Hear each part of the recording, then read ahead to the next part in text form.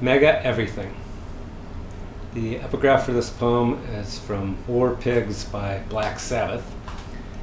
It goes, generals gathered in their masses, just like witches at black masses, evil minds that plot destruction, sorcerer of death's construction. Mega Everything.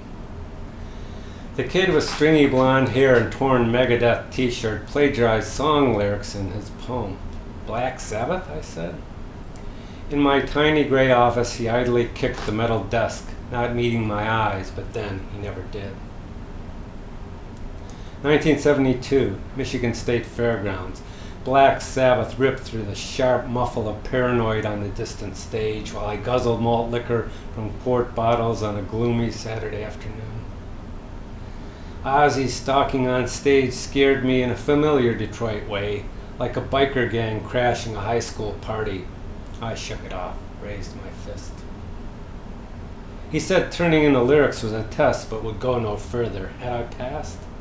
Those lyrics, the only semi-coherent thing he turned in all term. He could have fooled me with Megadeth lyrics. Maybe he had. We agreed that he should drop the class. He hesitated at the door like there might be one more thing. 16. My ears buzzed with dark star feedback, barking dogs, bloody teeth, fragments of a thorough ass-kicking. Ozzy's wire cutter rasp asked, what happened when we died and where exactly was the soul? When the thunderstorm arced down on us, no one fled. We stood and took it. Poetry was all I had that wasn't toxic. I should have been easier on the kid. His name was Rich. He slumped away, black boots clomping against the floor, and I never saw him again. The bitter mascara of the unrepentant and the flawed jewel of self-absorption. Ozzy's damaged now beyond coherence. He hadn't bitten the head off a bat when I saw him in '72. He only had to do it once. The rest of us, Rich, we think about it every day under the black, incoherent moon. On tears. Tears do not add up with the firmness of American quarters, or pennies, or dimes. They fall with the urgency of escapees, no way to lose the dogs of grief who will lick them up, swallow and stand firm, panting, waiting for more. Even Alice's pool of giant tears only measures 4 inches deep.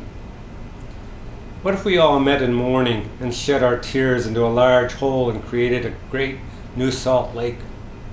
Well, if the moon were away for bread and the salty pond the broth of redemption, we might have something. But there's no saving the moon, somebody nibbling it away each month, or maybe the sky itself is the pool of tears, and the stars grains of salt, or ochre in the soup. Tears fall and evaporate so quickly nobody has time to lick or collect them, label and study them under microscopes for self-pity or righteousness. Even the drip from the faucet, bigger than one tear. If there's anything sadder than a tear emerging to weave down the landscape of the cheek, sometimes even down the neck, then another, if they don't fly off the chin. If you don't have somebody with a tissue saying, there, there. Once you reach a certain age, nobody says there, there ever again. Maybe that's sadder, the last there. And you're on your own, spilling them into small droplets on the floor, or the rug, or the cement, or the car seat, or the gravestone. And you're swallowing hard, and they count for nothing. The geography of Detroit requires no assembly. Requires the stubborn faith of the abandoned child at the locked church door, clutching his get-out-of-jail-free card. Requires the illusion of covering your tracks when no one gives a damn to start with. I felt I was off to a good start, then ended up with swearing in a preposition. That's how it works here. 6 Mile Road to 36 Mile Road, praying for the optical illusion of cliffs to justify free fall. Someone carved the history of the auto industry on a piece of rock salt. That piece of salt went on to melt a small slice of ice and contribute to the construction of the world's largest pothole. I was going to say, that's another story, But there is no other story. Gonna need some gas soon. Shouldn't be the last word, but it is. Treaty, March 2003. Given the recent abuses of math and the blues spinning record of grief, given the severe sexless arching of the eyebrows and the counting of syllables, the blackballing of rant, I invoke the dark shuffle of a homeless man named Henry and the syllabic tint and glint of bullets, the soft thud of the muted, unrecorded blow. Given the lack of eyes on the ball and a hysterical shredding of money and tongues, I surrender the magnetic strip of the credit card and the grim, shapeless weight of erosion.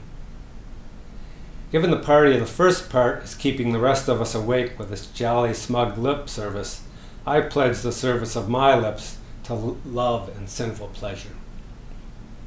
Given the endless blessings of America demanded of God on every public occasion, I pledge to blaspheme with forethought and malice in the interests of fairness and balance. Given the Powerball and the nuclear shenanigans, give me Stubby K singing, "Sit down, you're rocking the boat." Given the poison in the well and the fox in the hen house, I pledge to crow at the break of dawn. Given the hair rising on my neck every time the president speaks, I pledge to earn every demerit available on my report card. Given the lack of hullabaloo and shindig and the hiss of static on my radio, I pledge the funky chicken, the tighten up, the bump and the twist. Dancing in my living room, I promise to turn up the music and invite you in. One word. My brother lies in his hospital bed, steeped in the clammy smell of the almost dead. Stitches hang stiff under his chin, a scraggly Fu Manchu they sewed on him fresh off life flight, his motorcycle mangled by a 16-year-old running a stop sign. My brother is simply trying to speak, to push out a single word. The breathing tube's been removed. We thought when it came out he'd be telling us he's going to be all right, or at least where it hurts, but his brain still spun, weaving a fuzzy web. We're bent over, smelling the pain, at his lips, so close those stitches prick. He's making a noise something like the Tin Man, but he's not saying oil me. He's not saying, what, listen, come on, try again. It's more than a groan and less than satisfactory. Like the slow-mo grunt of a tennis player so jazzed up, he can't just hit it and keep quiet. Like the door to the principal's office swinging open for you. Come on, open your eyes, just one eye. A sound like grating breadcrumbs, an oral afterthought unfinished, the squeaky chair you squirm in, a dud firework. 6 days and they haven't given him a bath. He reeks. His thing's beeping again. Where's the nurse? And wait, we love you. Can you hear us? It's less than a whistle and more than maddening. The Tin Man's faux clumsy rattling dance. That dude's going, ah, so why not us? We all have hearts. Brother, we'll make a deal with the damn witch. Trade her some of your neat handwriting and good manners, broomstick slippers, a package deal for a little translation, a little more wet space between dry lips for sound to slip out, anything, anything. My eyes closed, concentrating on the subtle rise and fall of what are less than syllables, but more than random. Oh, my brother, we're lighting the torches and heading out into the darkness to find the words and bring them back to you. Watching another drug bust. Watching another drug bust outside the building across the street. 2 young guys, stiffly mute, surrounded by the narco squad in their bright orange t-shirts, joking around like jocks after a big win. I press my hands against the glass. I'd go over and pat their narco butts myself if that did not expose me to future reference.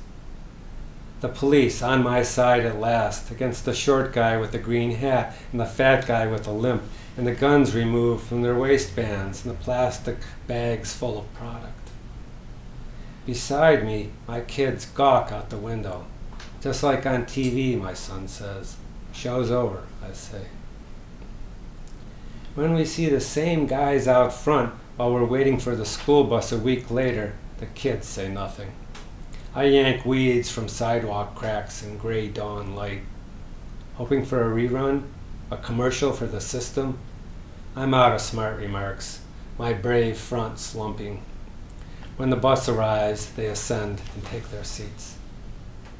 Eye contact is a disease, cash contaminated.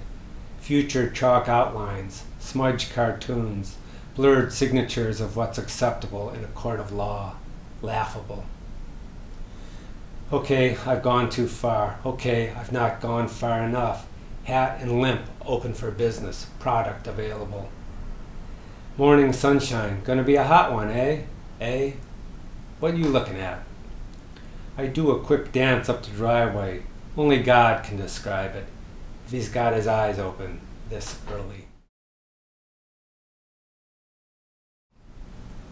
Last week my mother had eyebrows tattooed on.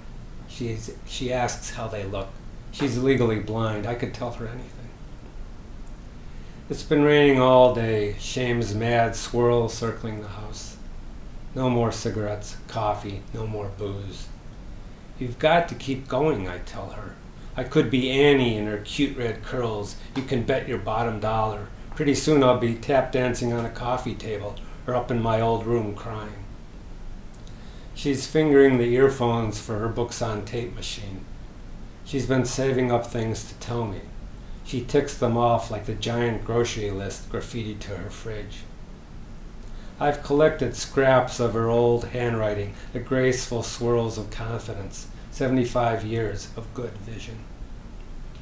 She's rounding everything off into simple shapes. I'm staring at the all-weather eyebrows.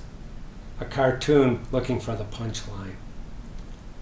I run my fingers over them. She startles, then relaxes. It made her sneeze. My father offers up from the kitchen, where he's spending a lot more time. Your father stopped saying bless you pretty fast, she said. Good, great, fantastic, exquisite. The eyebrows to top all eyebrows. The king and queen of eyebrow. Listen to the rain, she says. Just listen to it coming down.